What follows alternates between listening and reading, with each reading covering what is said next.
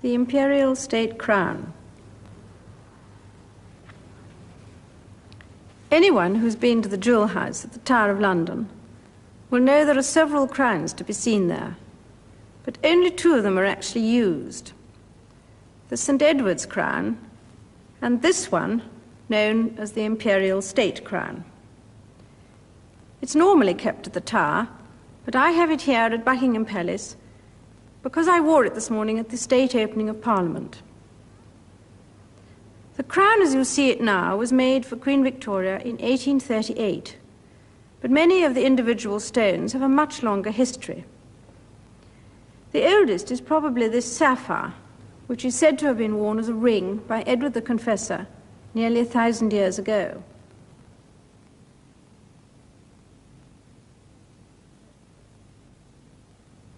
The pearls are said to have belonged to the first Queen Elizabeth. The story goes that this strangely shaped ruby was given to the Black Prince after a battle in Spain in 1367. I always like to think of it being worn by Henry V during the Battle of Agincourt. It's difficult to be absolutely certain about some of the other stones, because after the execution of Charles I, Cromwell had the crown jewels broken up and sold.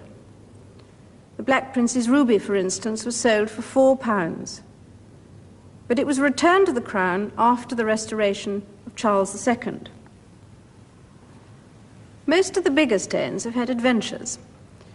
According to tradition, this huge sapphire at the back was carried off in his pocket by James II as he went into exile in 1688. It was over 130 years before it was restored to the crown.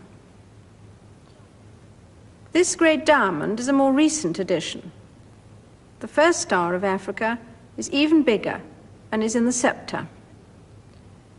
Both of them are parts of an immense diamond which was found quite by chance by the manager of a mine in South Africa in 1905. Apparently, he just dug it out of the rock face with his walking stick.